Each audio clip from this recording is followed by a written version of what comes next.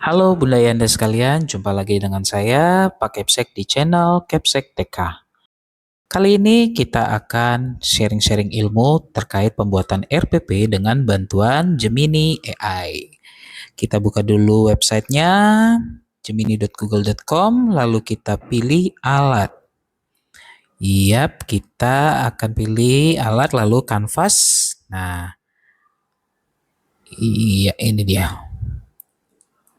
Adapun kanvas kegunaannya itu jika kita membutuhkan satu jawaban di mana jawaban tersebut bisa kita modifikasi sesuai dengan permintaan kita. Jadi, biasanya kan kalau kita minta sesuatu di Gemini, dikasih jawaban, kita minta koreksi, diberikan jawaban yang lain gitu ya. Tetapi kalau ini jawaban yang satu itu akan diperbaiki.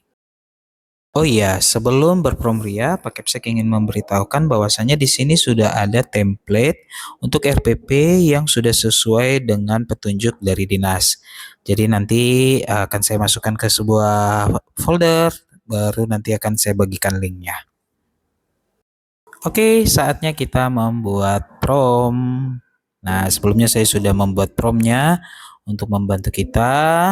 Bunda Yanda bisa nanti melihatnya di deskripsi atau nanti link yang saya kasih ya di deskripsinya. Jadi Bunda Yanda tinggal copy saja kalau mau pakai ini, tapi kalau mau bikin sendiri juga tidak apa-apa. Jadi prompt ini sudah sesuai strukturnya yang diminta dengan yang di template yang tadi saya tunjukkan.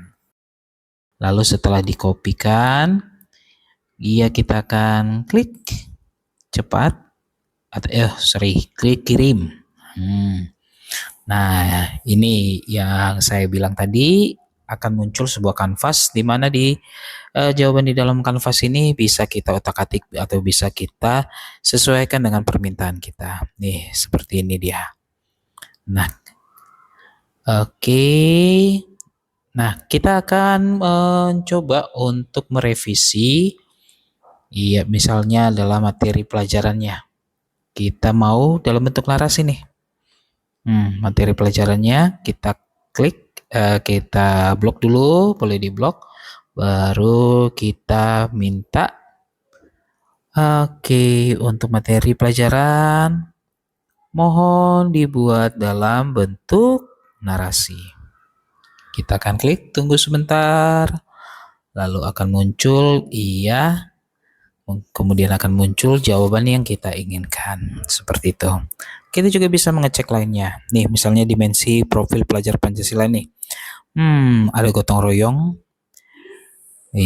Kita bisa meminta Gemini ya untuk memberikan yang sesuai. Ini dimensi profil pelajar Pancasila yang sudah lama ya.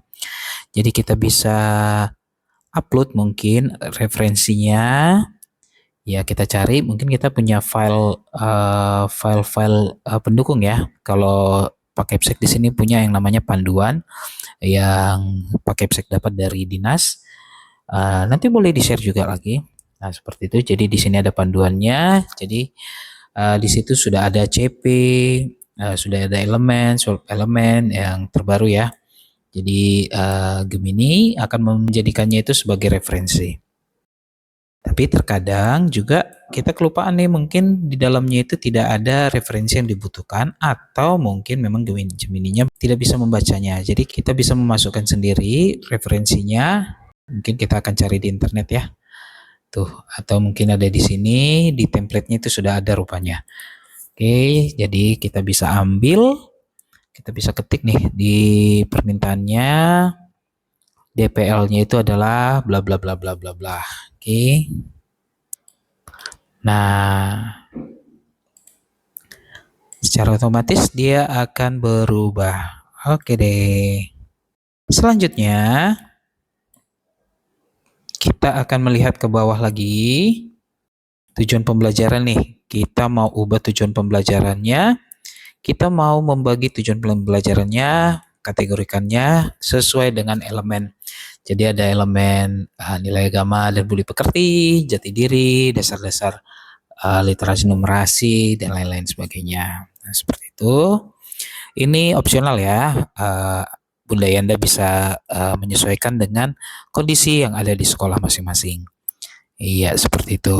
Ya, bukan hanya tujuan pembelajaran, yang lain-lainnya juga bisa dikondisikan ya. Misalnya kayak pemanfaatan digital nih, ternyata kita butuh yang lain-lain gitu. Nah, boleh ditambahkan dan lain sebagainya. Nah, kita akan melihat di kegiatan awal. Oke, sepertinya terlalu simpel ya, gitu ya, terlalu singkat. Kita, iya, kita akan tambahkan. Nah, seperti ini petunjuk-petunjuknya, prompt-promptnya kita bisa tambahkan. Tolong dulu lebih detail lagi atau lain sebagainya. Oke, kita bisa minta. Nah, misalnya juga kita minta pertanyaan pemantiknya itu setiap hari. Jadi setiap hari ada pertanyaan pemantik nih. Nah, seperti itu. Untuk kegiatan inti juga bisa kita ubah, kita sesuaikan ya dengan kebutuhan kita. Seperti itu. Jadi kita hanya tinggal tulis promptnya, lalu kita enter. Kemudian akan keluar sesuai dengan keinginan kita. Nah, kegiatan awal atau pembukaan sudah lengkap.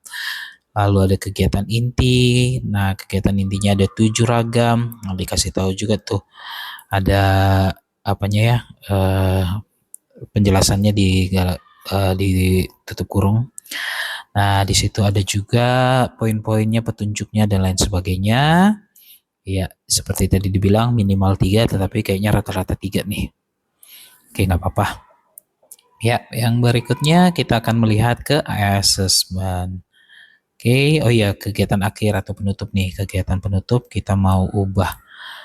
Iya, kita mau lihat kegiatan penutupnya kalau di template seperti ini ya. Mungkin kita mau menyesuaikan, kita bisa kopikan seperti ini, atau mungkin kita mau bikin sendiri juga nggak apa-apa. Oke, jadi penyesuaian dengan kebutuhan Bunda Yanda sekalian ya, dan kondisi yang ada di sekolah. Kita akan lihat untuk kegiatan akhir, mohon buat menjadi 5 poin. Iya, 5 poinnya kita tunggu, lalu akan muncul. Yap, sesuai dengan keinginan kita kah atau tidak? Kalau tidak sesuai bisa kita minta diubah lagi. Waduh, enaknya dibantu oleh Gemini AI ya. Oke, berikutnya kita masuk ke assessment. Iya, di sini ada assessment, terlalu simpel ya. Jadi Bunda Yanda bisa meminta lebih detail lagi. Misalnya seperti di sini nih, assessment proses nih. Oh, Pak Kepsek pengen assessment proses itu ada rubriknya di instrumennya ya. Rubriknya. Nah, setelah itu muncul deh rubriknya. Tetapi sepertinya saya melakukan kesalahan karena apa? Dan ternyata yang sebenarnya yang saya inginkan itu rubrik itu ada di instrumennya ya.